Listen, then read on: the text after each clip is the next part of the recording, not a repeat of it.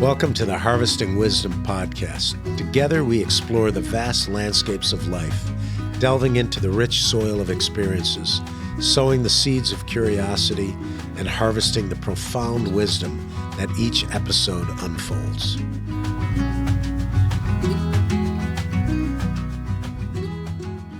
Hello and welcome to another podcast of Harvesting Wisdom. I'm your host, Mike McMahon. I'm with two guys that I've known for quite a while, that have known each other for even longer. So I'm with Dan, who's my co-host on occasions, and I'm with Kenny, and we are at Grand Canyon University, a great school and really good people to work with, and they have a big farm here or garden, and we just installed, these two guys just installed the Ready Go Garden bag system that we have all worked on in one fashion or another for years, and we think it's the best gardening system on the planet because the soil that we produce is amazing. It's sterile, you don't get weeds, anything grows in it. It's got a lot of nutrient, but it's not overpowering. And then Kenny is a technocrat. Kenny is the MacGyver, right? He can fix pretty much anything, work on anything. And I've been in irrigation my whole life, but he has really perfected an irrigation system here that we'll splice in. I think you guys have already looked at it, that we've got a camera that you can watch your garden live. You have a tremendous amount of feedback loop on nutrients and soil and plants and everything else. And you can do everything remote off your phone. Application-driven watering. Yeah. So, Kenny, do a quick intro on you and talk to. I know you're like the head of tech media and stuff at Cedars-Sinai. And what's your background? Well, my background is in film and television and in construction and a little bit of everything, just a jack of all trades. But I have been working and gardening with Dan for the past 12 years, doing the urban farming and growing on my roof. Right. And so that's evolved into me starting a company called Urban Terra, where we try to bring this same exact thing to people in small spaces in urban areas that don't otherwise have ground to grow on. Maybe it's a rooftop, maybe it's a driveway, doesn't really matter. And over the evolution in the course of that, I have developed and worked on an application-driven system that I can control the watering, read the moisture in my soil, the temperature, get all kinds of metrics and feedback. And if I want to take a vacation to Costa Rica, I can still have my phone and check my garden and look at my camera and see how everything's going. All right. So, and I've been to your garden, your house several times, and it is really inspiring. It's probably the longest continuous garden. You've done gardening before that, and you've had some big gardens, but Kenny's kept it going the whole time, and it's really a special time when it's dinner time, and you go out and you pick stuff, and you're a great cook as well, and you dive for lobsters. And last time, though, I was a little under the weather due to the problems that you guys created for me, so I wasn't able to eat it, and it was one of the regrets of not being able to eat the food. But we call it roof to table at my house. Roof to table, yeah, and it's really a cool system, but it's the same system. Dan, you've been on other podcasts. Everybody knows who you are. You're the partner in Soil, Seed, and Water, and you've done this stuff for a long, long time, and you've got a passion for the agriculture. But so we don't have to go back through that. But talk to me about you and Kenny and how you met and how this works. Kenny and we were friends in high school, and his dad was the vice principal. Probably kept me probably got me graduated, probably. Yeah. So as far as the gardening went, he was super excited. He had a rooftop. We had an idea of putting a bag garden together, and he took it to the nth degree. So he really took it and started to go ahead and grow directly out of bags on his rooftop, and And we discovered it really worked it well. really Yeah, did work well. absolutely. And your roof hasn't collapsed And yet. it has not. We did That all was the a engineering fear, math yeah, on that. that you know, was a fear, but It's fairly lightweight, but you know, when you start adding water, it can put on a little weight. But you've got a lot. How many bags do you have on yours? I have 2 levels of roofs, 500 square feet and 1,000 square feet, and on each one of those, respectively, the 500 square foot has 48 bags, and the top one has 74 bags. So, and it's the square footage is pretty amazing. I think the coolest part, there's a lot of cool parts with this system, right? But the coolest part to me is that I think it's the best bang for the buck for people on a square footage basis, right? Because ultimately, as you're gardening, you can garden so much produce in an area.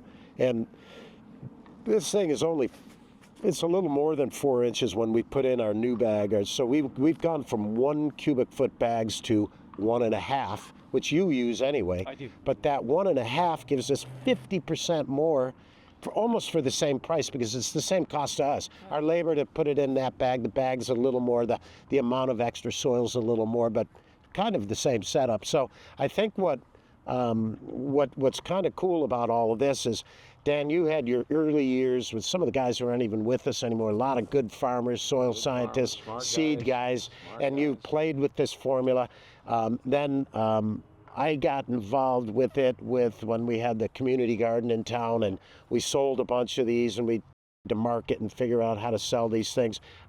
There's some logistical problems because of the weight selling, and I still think it's the greatest thing that every family should have, honestly. If you had a family of 4 and you're in your 20s or 30s or 40s or even your 50s, this is amazing. And the fun part, if anybody could experience going to your house, working on the roof, we were cutting bags last time, and you were finishing stuff up, and you had some stuff growing, and you had these bowls of harvest of food that was just that day. And Didn't even know it was picked yet. oh my God, it didn't. We didn't know, but when we were eating it, Food it's didn't just know it was picked. what a Right. difference in the flavor. The flavor is so amazing, and the nutrient value. But if everyone could experience that, where they go over to someone's home, and as a group, they pick that night's vegetables that you're grilling, vegetables that you're putting in salads, and experience that part of the meal together. I think everyone in the country would grow one of these. But so you've kind of evolved, though, because it is difficult on a homeowner basis to because you cannot be everywhere to install it. Especially if this goes. So we've tried to simplify and simplify and simplify. So you've taken a system, which was a very simple system, and it still is on a small scale in a home, and you've taken it on steroids. And you and I talked about this earlier today. This same concept that you've done can be applied at a farm. So we're talking small area farms that could be 5 acres, Or 10, any 20. kind of institutional level space Right. that's got 500 square feet or up of Right. grow space. Yes. And I think we've talked about the system itself, and you really have to evolve it. So what we wanted to be able to do is if we're moving our system through soil, seed, and water, I really don't want to be in the irrigation part of it, even though I've spent 40 years as an irrigator and a landscaper. If anybody wants any kind of a commercial style system, I think we'll just use your apparatus, because it's amazing, instead of redesigning the wheel. If we have the small homeowner stuff, we still have to do it. Dan and I still have a little battle over the drip tape, but still remember that the system was really designed for a second grader. I mean, it was really designed Right. for an 8-year-old to lay down 8 bags, cut them open, have a 9-volt battery and a little timer, have a little drip. And we have had discussion of some of the harder things to do, but the drip system, very simple, couple of pokes, little drip, down it goes, and now you have a very inexpensive, very quick, easy way to plant some seed and get some vegetables and get some herbs and cut and come again flowers and for Mother's Day. So we really find that it's really just your imagination can go as far as you want it to go. and we've talked about the idea that we've all become separated from the environment, right? Unless you're a hunter, a fisher, or you live in a real rural area, or maybe you're even a farmer. But even as a farmer, you're constrained to what's considered the industrial farming system, right? The family farm is kind of a thing of folklore. It's like almost a thing of the past, right? And to be able to, there's alternative farming, which is regenerative, it's biodynamic, it's permaculture. There's a ton of different ideas for these alternatives, but this is really substrate farming, and it's ideal because it's mobile and it's good for an urban area. And I think, statistically, I think 80% of the world now or soon will be living in an urban area. And this is a solution, and it gets you back in touch with the environment a little, right? In life, we're part of the life cycle. Not only that, but one of my favorite benefits of learning to grow my own food is I grow food that I've never eaten before. Oh, that's and fun. I grow food that I've never cooked before. Right. And now I know how to dehydrate, I know how to pickle, I know how to can, I know how to save my food, I know how to cook it right off the vine. Yeah. And I've never eaten a Romanesco until I growed one. Right. Never knew what a Romanesco was. Right, yeah. We don't Okay. know what a That's cool. Romanesco is. Well, as a kid, actually, my father gardened, and I was forced to do the actual work, which is mostly weeding, right? But we pickled cucumbers in big wine barrels. And I always wondered, what are you doing here? But everything he did was like at this massive scale. But I remember learning about rhubarb. You can't really grow it here in the western part of the U.S., maybe a little in Canada, but rhubarb and the berries are better back east. And I think it's that acidity and it's the cold and frost. It's the climate. It really is part of that. So I had some of that, and as a kid, you don't always appreciate it or love it, especially if you're the one doing the work. But yeah, so these are part of our journeys that are experiences that kids don't have anymore. And this is such a cost-effective way of doing stuff. So let's just talk a little about, unless there's something you wanted to add. Kids are finicky eaters too, but I guarantee you a kid that grows something, picks it and says, I can It's his eat own this, thing. he'll want to try it. Yeah. He or she will want to try it. Right, and then if And not to mention, when you let that thing go to seed, guys, which we've talked about, seed to seed and the bounty in between, is let a little bit of it go to seed, and, We and always here say comes some the for birds and the propagation. bees and the butterflies. Well, and- especially if it's and- part of the education process, really the ability is. to learn And so season they to find season this- that you're independent. You're not having to buy seed from someone, Correct. and it allows you to really pick It's quite stuff. beautiful. So, and then I know you were going to get into it, Mike, but the soil has been well thought out by some extraordinarily smart and people. we've tweaked it and tweaked it and tweaked it, It's and come down to from everything from worm castings to biochar to compost, dairy. and the testing never ends. Even today, we talk. You've been growing this stuff for now 10, 12 years, and we just are constantly. Even today, we talked about it might need a little bit of nitrogen or a boost during the growth cycle, which is okay. It depends on the person.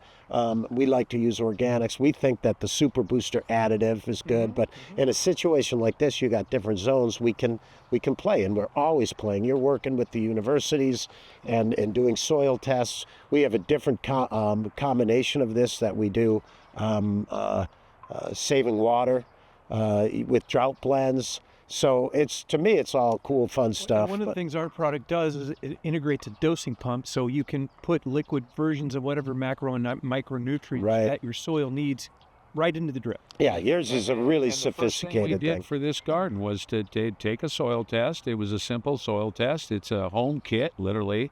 And you take a test, you find out what it has, what it doesn't have, you add what it has, what it needs, and Right. you're really off to the races. But if you're doing substrate farming, you don't instead of amendment into a soil, substrate farming, it's already kind of ready for you. Year after year, you've been growing in some of the you grew the first series of bags for 7 years? Yeah. Before you changed it, and you didn't change it, you just added, We amended. remixed it. Yeah. As a matter of Remixed it. fact, the same soil today is on that Still that roof. roof.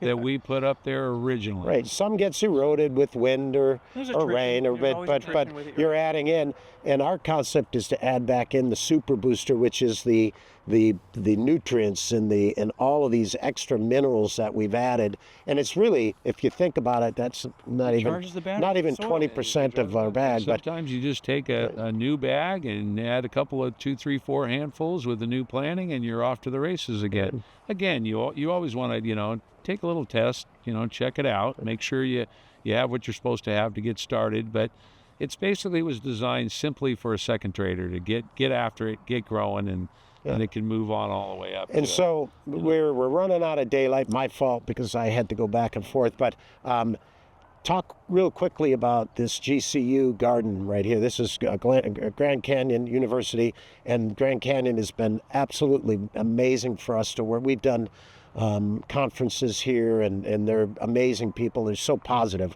And everybody, even at the guard gate, everybody that you deal with here is so positive. And the kids get into this thing. I call them kids. Well, they are from kids. from my age, they're kids. But and we're really excited to teach the kids here what this is all about and get them excited. They've been helpful. Take it home with seniors us. yesterday helped us out, but we literally started this, Kenny? I think we've had only 4 days on this. We started Wednesday. And it's a big system. I don't even know how many We square have feet. 243 bags laid out over 1,500 square feet and divided into 4 watering circuits.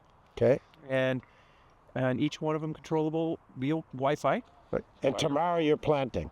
Tomorrow the kids are going to get doing after it, seeds. and they're going to be planting. We're going to finish up a little details. We're going to give them a little history of what they're doing and why they're doing it, and then you just wait. If the seed doesn't come up in a particular product, and then go ahead and try something else. You use the Maricopa planting guide, so you know exactly. We are in climate zone 9B here, I believe. Yes, 9B. Kind of Right. like, So the cool part of this whole thing is the ability to have an entire education on seed. I mean, there are people who have PhDs on seed, right? And you talked about your slogan, seed to seed, and the bounty in between. But the idea is that you can take these heirloom seeds and you can use them. They're not hybrids. They're not GMOs. So they are a seed that you can use for the next several hundred years.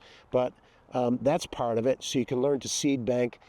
They don't have it here, but we'll talk to them about having maybe a little shade greenhouse where they can propagate and grow stuff into starts, which is a great way to jumpstart the garden. Absolutely. You're going by seed, which is, more of a challenge for a beginner per se, but you can certainly do starts. but if you had a start setup going and that's what we do in the springtime because it's cold, but you can grow inside for about 6 weeks. You get a nice plant, and boy, that thing is you're getting a vegetable off it really quickly. It's super fascinating when you go to seed, and we got Kenny kind of hooked on that. It's just a radish is a 7-foot plant, this much around. All this seed, the birds are coming, everybody's coming. You turn that thing upside down, you put it over a bunch of bags. What do we call it, Kenny? The nursery. You kind of started that. You call it, it's like a seed nursery, and that seed falls, and you literally take a spoon and you put it and start It putting makes it its in own each bag. starts. It makes its own starts. Well, food is the base industry in the world. It's everybody has to eat, and I think this system, which is substrate farming, is perfect for urban areas and suburban and even peri-urban.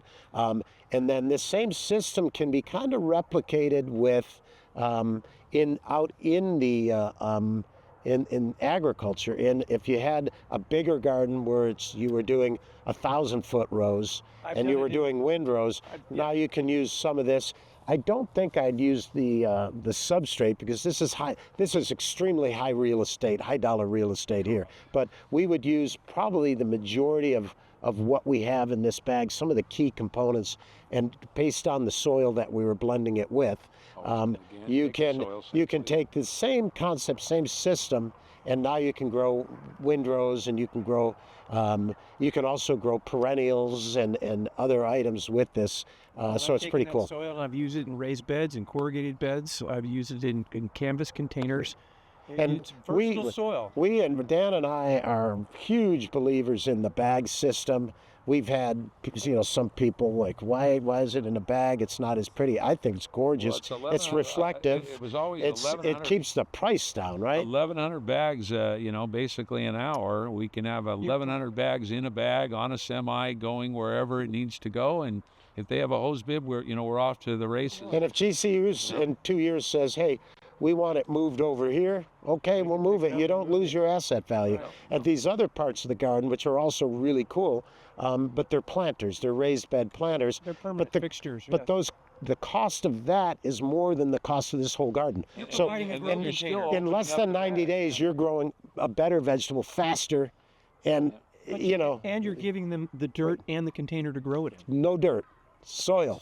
And you're giving them the soil and the grow container to put it in. Right. But the cool part on this, and I've done the analysis, you're an analysis metric guy too, but the return on investment in something like this in a place like Arizona, it's 1 year, 3 grow seasons, and it's paid for itself. Now, as time goes on, depending on what you're growing, you can grow a higher cash value crop, or we like the crops that are really cut and come again, like lettuce and salads and stuff. Super. Oh, they're amazing, You right? grab them, you cut them. Right. I mean, then you're eating solid for One of the while you're techniques growing. that I use too is I will overplant, and because No, let's and talk then about you that. come in guy. and you That's eat what he does. the microgreens. Yeah, so yeah. you thin the plants and you eat what you And the thin. microgreens are even more nutritious Correct. and And delicious. so by the time you're done, you have some mature plants growing at the interval they need to grow at. So you've been doing this as kind of a hobbyist to begin with, because you're having to listen to him. But you've been doing it for years and years and years and years. You haven't lost interest. It's just the opposite. And for those technophiles out there who want like the coolest thing in the world in their backyard, still have it be part of nature, but also have the technical aspect. This is amazing. But even with the technical aspect that we're talking about, we've simplified everything. You drop this thing in, a family can drop this thing in a weekend. I think an hour, literally. Yeah, I mean, if you were doing it over and over, but it's something, it's not like that, you don't have to go and get lumber and build this frame and overpay for soils and stuff, because most stuff grows in here. Now, I see these tall bags, and this will be the last thing we talk about, but what do you got them tall for, and what do you think you'll plant in there?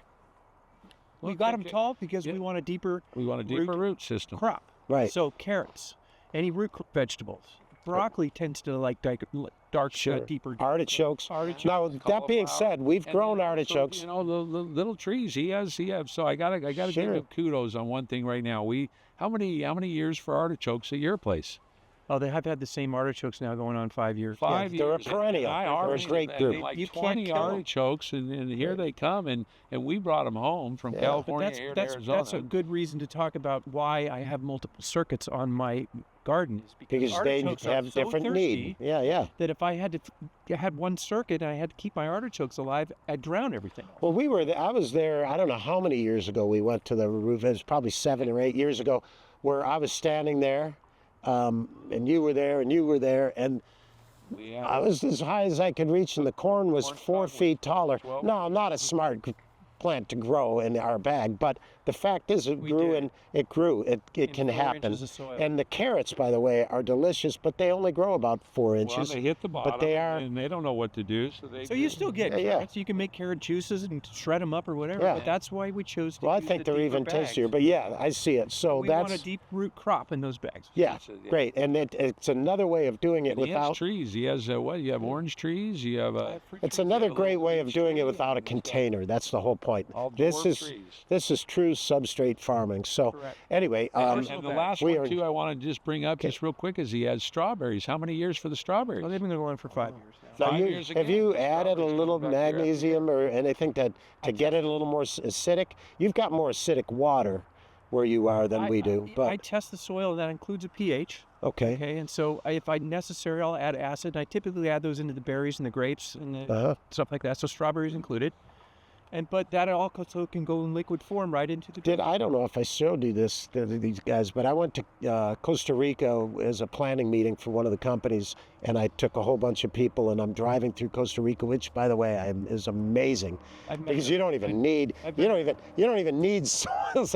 It's just a perfect environment, right? Either. No, it's amazing. But there was a huge strawberry farm, and what it was is our bags, not our bags per se, but bags, containers, yeah. substrates, sitting on tables. They were the original ones that you did, which was using Out of a pallet. the pallets. And these things were maybe 100 acres of strawberry. Same thing, drip system and substrate. And of course, because they've got that great soil and they've got that acidity and that water and that climate is so great, the strawberries were amazing. Farmers markets in Yeah. Costa Rica are off the hook. Right. So it's to me, there's a lot of places in the world that are, we call them third world countries or whatever. They're doing things better than we're doing it. They're more sustainable. They have an appreciation for the environment. There's so much we can learn, but that we're in Africa doing this stuff and everything else. There's so much we can learn. They're learning some stuff from us, but unfortunately, we also have a lot of bad habits here. So the idea for what we're doing is this is just another form of a regenerative agriculture, but it's an urban agriculture, and it is so price effective that nobody has an excuse not to use it. And it controls water too. Your water goes directly to that plant with this drip. Very little waste. And there's very little. The plants what they want to drink and no more. And it's still a learning curve, learning how to regenerative also. There is no tillage, of course, but it allows you to do some crop rotations, like we talked about, growing a legume, a peanut, or a bean, maybe every couple of years, and how you play with it. But it's never-ending lessons, but you have immediate success. And because nobody wants to do something and spend a lot of money and time and then have everything die, and people say, "Oh, I'm not a green thumb." It's like you don't have to be a green thumb. You don't have an excuse anymore for Yeah, not having a that's green thumb. exactly it. So anyway, we'll do another little segment. We almost did it, but you're not in town as much as you're like me. You're in a different part of the world, but we want to go back to your garden, which is the ultimate garden, and especially the rooftop setup. So we'll do that again, but we have enough here to splice everything together and have a great podcast. And appreciate you coming Thanks, out, Mike. Kenny. Always And Dan. a pleasure.